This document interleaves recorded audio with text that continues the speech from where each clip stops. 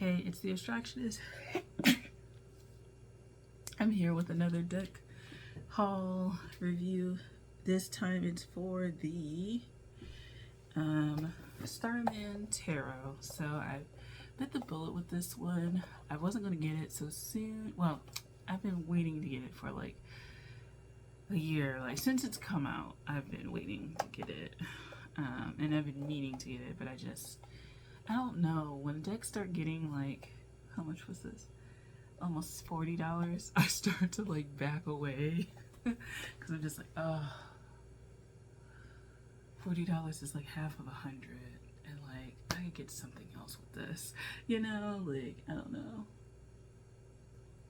You realize how much like $100 can like maybe get you, as opposed to like this one deck, you know, the groceries, gas, like you know, like stuff like that.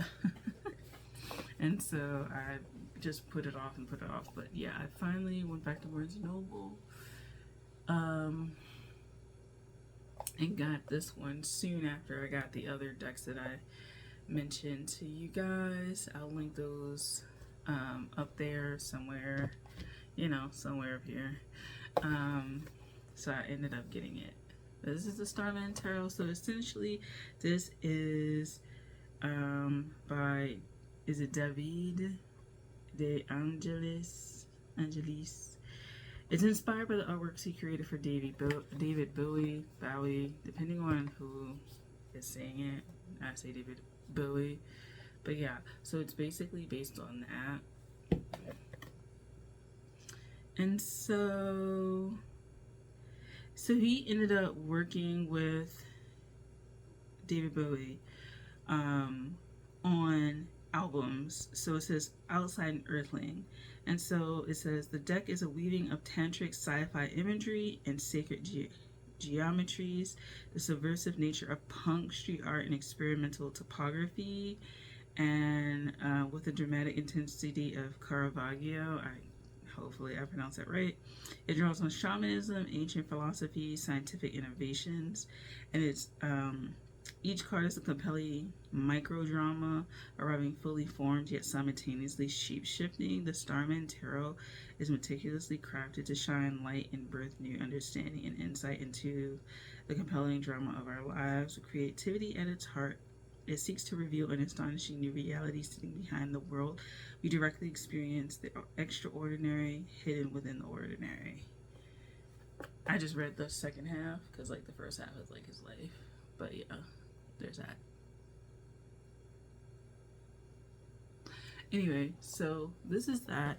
It comes in this box like this. It's pretty big for a box, so if you want to like chuck it, then I mean, you know, it is what it is.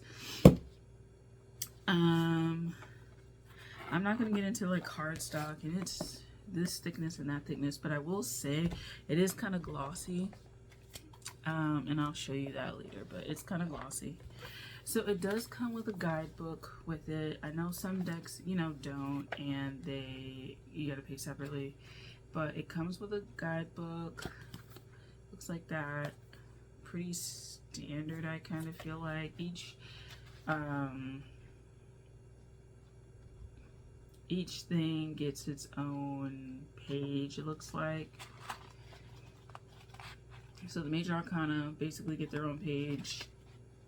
The suits all get their own page, ace through king, and then yeah, there's like pictures in there, and they're actually colored, because I know some artists don't like their pictures being colored in there, mainly probably because they don't want anything stolen. You know, there's so many people that end up stealing decks, like the artwork, and then reproducing it some cheap you know, like terrible ways. Anyway, it's a low Scarabeo deck, so it has that, and yeah, there's that. So this is the book. It's almost 200 pages, closing in on 200 pages. Long. So, the box, like I said, is pretty huge.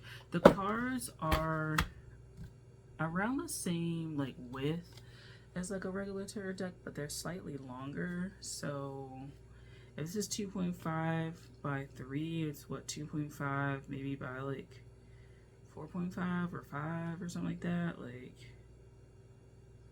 maybe 5.5, something like that. But this is what it looks like. It's really it's really decorated. Say it like that.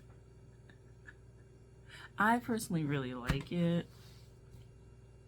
It's a lot going on. It's really busy, but it has a lot that I guess you can explore. I'm not somebody who like studies things like formally as far as like a bunch of esotericism, like symbols and stuff like that. So I kind of find it interesting when people like are so big on you needing to know that before you can start reading, because I never really read the guidebook and I just go with what I'm feeling.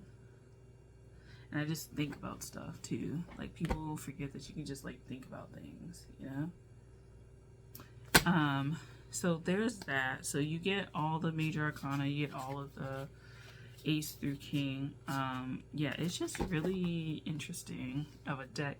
It is glossy, and I kind of feel like when decks are glossy, they chip easier. And so it's already starting to chip, like literally like day one. Well, day like 3 or 4 of me having it, but I don't care. Like, you know, yeah, pretty flexible, blah, blah, blah. Anyway, so this deck for me is a Uranus deck. And so let's go back. I assign planets to my decks, sometimes houses, sometimes aspects, but generally always a planet. So this is a Uranus deck. You should know that, with a slight Neptunian kind of tinge to it. I feel like it's really good for dream work. I tried to like do love for it, and it's like, no, that's not what I want to do. So I get very Wizard of Oz, who's the whiz behind all this shit. Dream work, what are they dreams trying to tell you? Stuff like that. Like, that's what I'm getting. I'm also getting, once I get a really good plant deck, plant and psychedelics and the psychedelic experiences and what they're trying to tell you. Perhaps if you haven't been able to integrate those experiences through that, you know, using those substances, then maybe you can use the tarot to kind of help you process what you have gone through. And so that's something that I'm interested in looking at.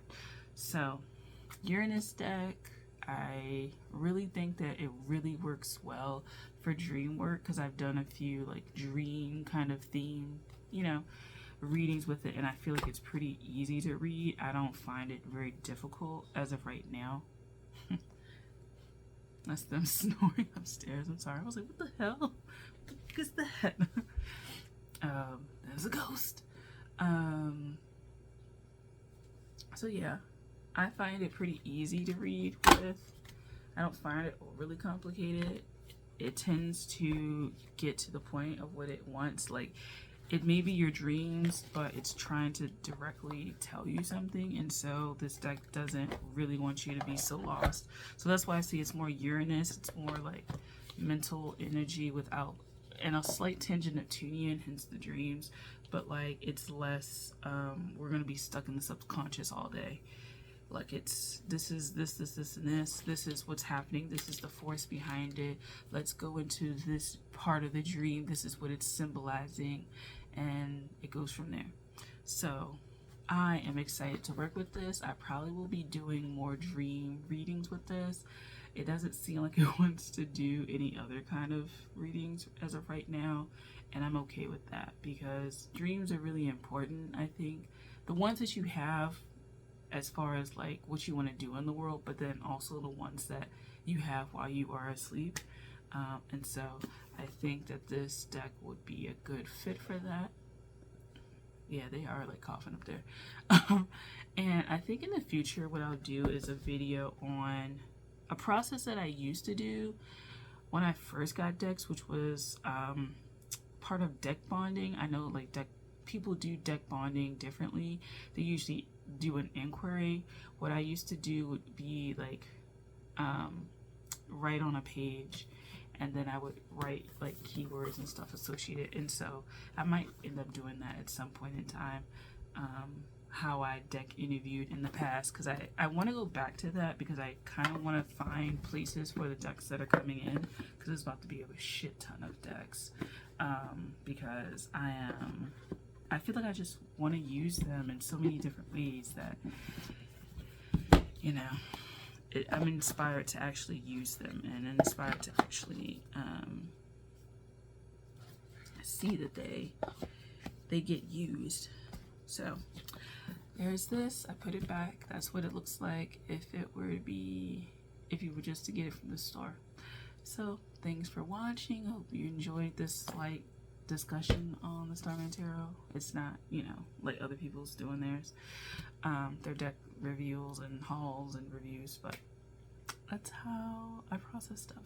Anyway, thanks for watching. I'll see you in the next one. Peace.